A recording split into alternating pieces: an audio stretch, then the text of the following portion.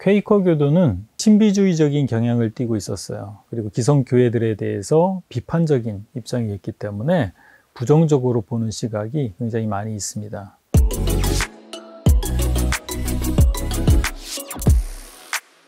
안녕하세요. 이번 시간에는 17세기에 일어난 침례교회 외에 또 다른 자유교회를 살펴볼 텐데요. 바로 퀘이커입니다.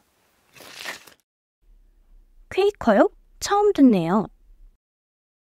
네, 매우 생소하실 거예요. 한국에는 잘 알려지지 않은 그룹이죠. 그들 스스로가 친후회라고 부르고 다른 사람들에 의해서는 퀘이커라고 불렸습니다. 이것은 그들이 주님 앞에서 떠는 자들이라고 생각했기 때문에, 또 그렇게 알려졌기 때문이죠. 그들은 신비주의적인 경향을 띠고 있었어요. 그리고 기성교회들에 대해서 비판적인 입장이었기 때문에 부정적으로 보는 시각이 굉장히 많이 있습니다. 퀘이커에 대해 궁금해지네요. 더 설명해 주세요. 네, 퀘이커는 조지 폭스라고 하는 사람에 의해서 설립이 됐는데요. 폭스는 영국 국교의 신자들이 경건하지 않은 이런 삶의 모습을 띠고 있어서 실망을 했고, 또 비국교도 설교자들이 그들이 전하는 메시지와 삶이 일치하지 않는다라고 생각해서 또한 실망을 했습니다. 그래서 폭스는 어떤 사람에게서가 아니라 오직 예수 그리스도로부터 답을 얻을 수 있다라고 확신을 했어요. 그래서 1646년에 폭스는 내면의 빛, 이너 라이트라고 얘기를 하는데, 그것을 추구하면 그것이 바로 분명히 생명과 영적인 진리로 이끌어 줄 것이다 라고 하는 확고한 신념을 갖게 됐습니다. 그래서 목회에 대해서 그는 하나님이 사용하시고자 계획한 모든 사람들의 사역이 목회다라고 봤고, 직업적인 목회는 잘못됐다라고 믿게 된 거예요. 그는 사람들이 모이는 건물을 교회라고 부를 수 없다라고 봤고요. 또 봉급을 받기 위해서 일하는 목사들은 참된 목자들이 아니다라고 봤어요. 사꾼이라고 본 거죠. 또한 폭스는 대부분의 교회 예식과 직제가 성령의 자유를 방해하는 인간들의 발명품이라고 평가를 했습니다.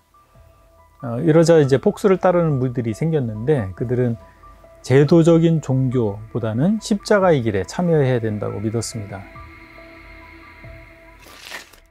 그러면 그들이 목사님이 말씀하고 계신 자유교회 전통과 어떻게 관련되어 있나요? 미국으로 이주한 퀘이커를 이끈 지도자였던 윌리엄 펜이라고 하는 사람이 쓴 책이 있습니다. 퀘이커라 불린 사람들의 그 원리와 실행에서 부활된 원시기독교라고 하는 긴 제목인데요. 이 책에 보면 퀘이커 교도는 사도적 기독교에 대한 근원적 이해를 가지고 사도적 기독교로 회복을 하려고 했던 사람이다 라고 밝히고 있어요. 펜에 따르면 신자, 곧 믿는 사람들은 정치적 강요를 반대하고 종교적 자유 가운데서 진정한 교회를 이룰 수 있다라고 봤어요. 실제로 퀘이커들은 원시기독교를 이루기 위해서 필요한 요소 중에 정부에 의해 강제된 11조를 거부할 것을 주장을 했습니다. 이런 측면을 고려해 보면 퀘이커는 국가교회로부터의 자유를 지향한 공동체라고 할 수가 있겠습니다. 퀘이커는 이제 4세기 이후 지속되어 온 유아 세례를 거부했는데, 국가의 후원을 받고 국가가 지지하는 위계적이고 고도로 전례적이며 교리적으로 정의된 교회 체제에 도전한 종교적 근원주의자들이다라는 평가를 받게 되었어요. 이런 측면에서 퀘이커는 자유교회 전통의 범주에 속한다고 할 수 있겠습니다. 그런데 목사님이 앞에서 퀘이커가 신비주의적 경향이 있다고 말씀하셨는데 어떤 면에서 그런가요? 네, 퀘이커 교도는 조직화된 기독교의 제도적 함정을 지적하고 거부했습니다. 그래서 그들은 명시적으로 공식화된 믿음, 즉 신앙을 형식화하는 것을 피하고자 했어요. 따라서 그들의 예배에는 특정한 형식이나 순서가 없습니다. 침묵 속에서 누구든지 성령의 감동을 느끼면 자유롭게 말하거나 또 소리내서 기도할 수 있었어요.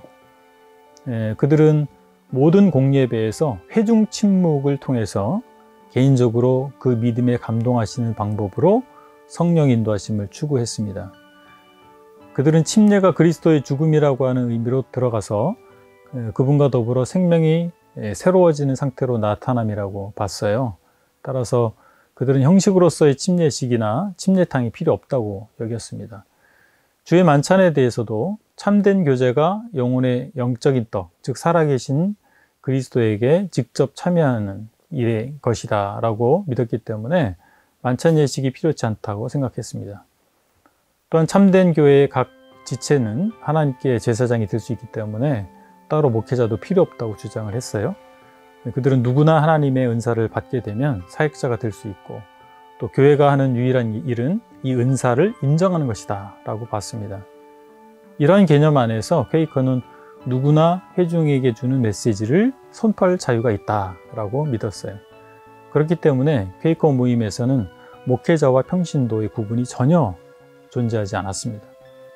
그들은 신자가 실제로 제사장이 되어야 되고 교회의 일반적 종교 활동이 회중을 통해서 자신을 드러내시는 성령님의 지도하시고 통제하시는 힘의 다스림을 받아야 한다고 믿었습니다. 자유교회의 공통점이 있지만 구체적으로 보면 서로 많은 차이가 있네요. 네, 그렇습니다. 자유교회라고 하는 공통분모가 있다 할지라도 각 그룹들이 지향하는 바나 그들의 신학이 차이가 있을 수가 있어요. 왜냐하면 그들은 직접적으로 영향을 주고받지 않은 경우가 많기 때문입니다. 다만 그들은 초대교회를 추구하면서 그들이 살던 시대의 제도화된 교회와 형식화된 신앙을 벗어나서 순수한 교회를 지향하다 보니까 자유교회라고 하는 공통점을 나타낸 것이라고 볼 수 있습니다.